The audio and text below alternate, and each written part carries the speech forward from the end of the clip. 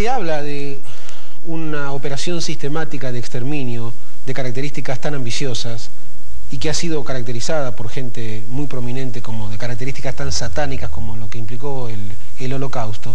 No hay que perder de vista que no se llega a los campos de concentración, no se llega a la máquina sistemática de características puramente industriales de matanza de seres humanos de la noche a la mañana.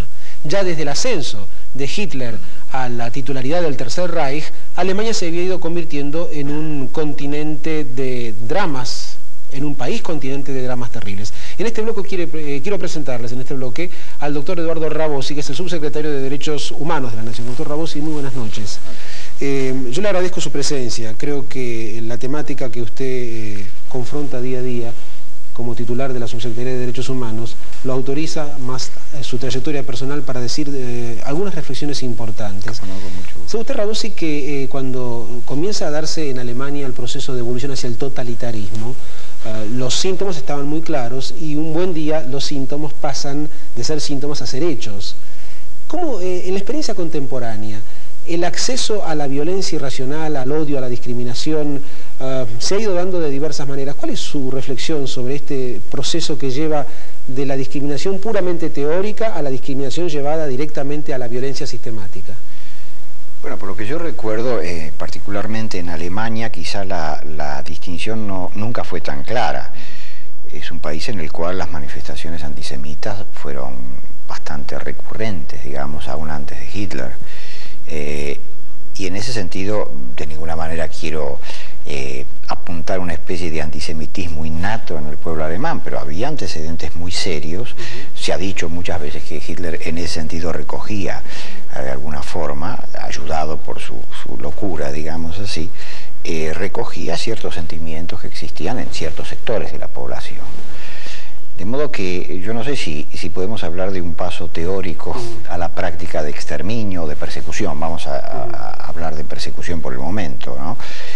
Mi impresión es que, en todo caso, los que teorizaron, ¿no? Los Rosenberg, los que después estuvieron teorizando sobre el racismo y ofreciendo una supuesta fundamentación científica al antisemitismo y en general a posiciones racistas, son un poco a posteriori de lo que podríamos llamar la manifestación en ciertos sectores de la población y la instrumentación ya teórica por parte, ahí sí, digamos, como plan de gobierno, como plan político de persecución a los judíos en Alemania, ¿no? ¿Sabe usted, Rabossi, que Hitler, como todo el mundo recuerda, asume el poder en 1933 y a poco tiempo de estar ya Hitler al frente del Tercer Reich se produce lo que se va a conocer históricamente como la Noche de los Cristales? Yo le invito a recuperar este fragmento de Pilares de Fuego, el momento en el que comienza a experimentarse de manera más abierta, más dramática, registraba Pilares de Fuego.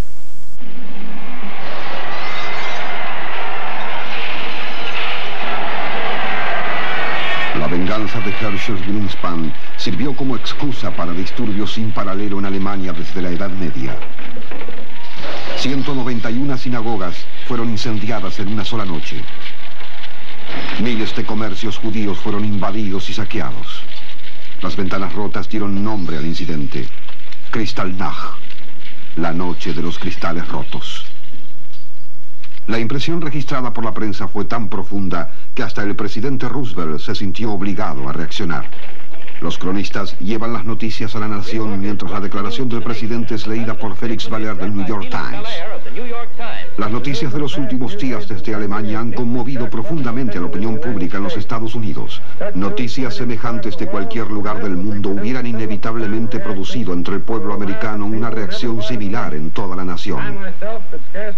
Yo mismo puedo escasamente creer que semejantes cosas puedan ocurrir en una civilización del siglo XX. Con la idea de obtener una imagen de primera mano de la situación en Alemania, pedí al secretario de Estado que ordene a nuestro embajador en Berlín su inmediato retorno para informar y consultar. Los eventos de la Kristallnacht alarmaron a los judíos americanos. Asambleas y manifestaciones se sucedieron en muchos sitios. Decimos al presidente: solo usted habló entre los líderes del mundo. Eso es bueno. Ordenó volver al embajador. Eso es mejor. Ordenó regresar a nuestro enviado de negocios. Eso es aún mejor. Pero ahora queremos que avance aún más. Esto no es suficiente. Imágenes estas que nos están mostrando ya el grado de intensidad que comenzaba a adquirir la violencia racial en Alemania. Rabosi, ¿se fijó que en algún momento del discurso del relator se hace alusión a un comentario de Roosevelt según el cual le costaba creer? Me gustaría su reflexión sobre esta dificultad para poder admitir que el horror asuma estas características. Bueno, eso es muy típico, creo yo, de situaciones así extremas, en que a mí más que la frase de Roosevelt me impresionó cuando escuché el programa originariamente y ahora que estoy viendo repetir esta parte de esta señora que habla y termina su parte diciendo no le dimos ninguna importancia especial a este hecho. Esto es impresionante. Me impresiona mucho más eso que la incapacidad de poder creer, o mejor dicho, la capacidad de no poder creer que tiene Roosevelt, ¿no? Lo que a mí me ha dejado pensando, porque muchas veces ha ocurrido en la historia, es cómo uno puede graduar, o puede medir cuando se dan estas aberraciones, qué es lo que va a venir después, ¿no? No le dimos ninguna importancia especial. Yo supongo que los judíos dueños de negocios que tenían sus vidrieras rotas, etcétera, ya había leyes de persecución muy claras y de segregación muy claras. Esto que ya tantas veces se ha dicho, ¿no? La famosa frase del de Brecht, etcétera, ¿no? En definitiva, esto tendrá algún desarrollo, será un programa más, etcétera. ¿Hasta dónde va a llegar esto, no? Y bueno, la pregunta se respondía muy poquito tiempo más tarde, cuando se comenzaba a llegar, naturalmente, a lo que habría de ser el prolegómeno de la Segunda Guerra Mundial. Yo le propongo, Rabosi, que veamos y recordemos el momento en el cual se desata la furia bélica de Hitler y cuando ya armada hasta los dientes, la Alemania nazi comienza a ejercer su autoconfesada misión invasora sobre Europa occidental. Así la registraba Pilares de Fuego. Durante la primera etapa de la guerra, los alemanes no tenían todavía una política de exterminio total. Habían separado a los judíos del resto de la población y los marcaban como en la Edad Media con un parche amarillo. Privaron a los judíos de sus medios de vida, dejándoles una sola opción: subsistir del simple trabajo físico. Los hombres eran llevados a labores forzadas. Fue impuesto un cruel reino de terror y muerte. Europa se convirtió en un infierno antes de que los alemanes comenzaran a operar las cámaras de gas.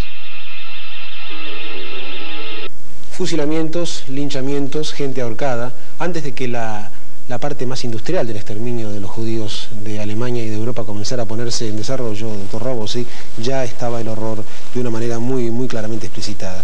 Y el mundo se ha seguido preguntando una y otra vez en estos últimos 40 años cuál era el grado de conciencia que existía en las sociedades que se suponen a sí mismas civilizadas en torno a este horror que estaba delante de los ojos de todo el mundo que quisiera verlo, porque estas son imágenes que lo que es más impresionante realmente es que eran imágenes que habían sido filmadas por los propios autores de estos horrores.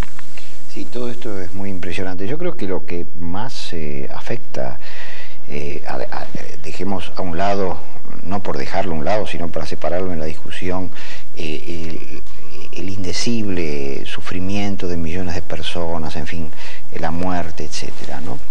Pero desde el punto de vista así de lo que es poder llegar a concebir este tipo de actividad, llegar a poder concebir un tipo de persecución sistemática por lo irracional en muchos sentidos. Fíjese que mismo Alemania estaba en guerra y lo que le costó a Alemania, digamos,